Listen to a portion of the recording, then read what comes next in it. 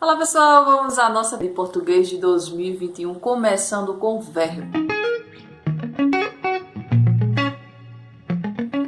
Nós podemos analisar os verbos sobre diversos aspectos, mas hoje nós vamos focar nos modos, que são os indicativo, subjuntivo, imperativo e as formas nominais. Primeiro vamos falar do modo indicativo, é aquele que expressa certeza.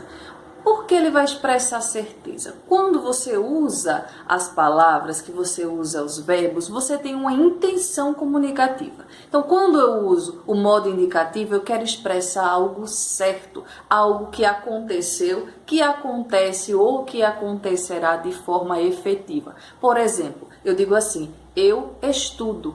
Quando eu digo que eu estudo, eu estou falando um fato que ocorre no presente. Eu estudo, mas eu poderia dizer eu estudei no passado, aí está no pretérito perfeito, ou mesmo eu estudava no pretérito imperfeito. Posso também fazer uma referência ao futuro, por exemplo, eu estudarei. É uma ação que eu sei que vai acontecer no futuro, ou mesmo eu estudaria, aí já está no futuro do pretérito. É aquele futuro que vai acontecer, mas ele depende de alguma coisa no passado. Mas isso não é assunto para a nossa dica de hoje. Isso daí nós veremos quando formos falar de tempos verbais. Então veja, o modo indicativo ele vai trazer a ideia de certeza, algo que acontece. Já o modo subjuntivo, ele traz uma ideia mais subjetiva.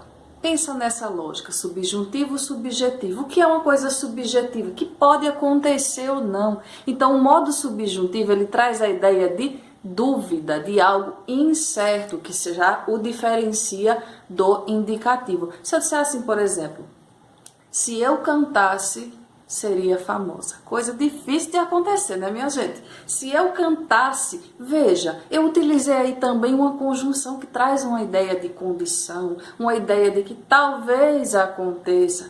E também é bem característico do modo subjuntivo essa terminação em SSE. Se eu cantasse, se eu fizesse. Percebe? No subjuntivo, nós também vamos ter a marcação de presente, de passado e de futuro. E o modo imperativo serve para quê? Quando eu falo de imperativo, eu sempre lembro das mães. Mãe gosta de mandar, não gosta? A mãe de vocês manda em vocês também? Pronto. Pensa assim, o modo imperativo é aquele utilizado para dar uma ordem, para fazer um pedido ou para dar um conselho. Nossa mamãezinha normalmente usa no tom de ordem. Faça a tarefa, estude, escove os dentes, né? Senão vai cair seus dentinhos da sua boca. Mamãe sabe muito bem usar o modo indicativo dos verbos. Essa é uma forma bem resumida da gente pensar nos três principais modos: indicativo, certeza, subjuntivo, dúvida e imperativo, ordem, pedido ou conselho, vai depender da entonação. E aí nós temos também as formas nominais, que são apenas três: gerúndio, particípio e infinitivo. Começando pelo último, o infinitivo, ele é aquele que termina o verbo na sua forma bruta. Vamos pensar assim, como é um verbo na sua forma bruta? Aquele que não foi conjugado ainda. Termina em AR, ER e R. Cantar, comer, dormir. Três coisas maravilhosas de se fazer. Isso aí o verbo está no infinitivo. Normalmente nas frases ele vem acompanhado com um verbo auxiliar. A mesma coisa acontece com o gerúndio. O gerúndio é aquele que termina em NDO. Lembra das atendentes de telemarketing, né? Eu vou estar fazendo, eu vou estar fazendo, eu vou estar enviando.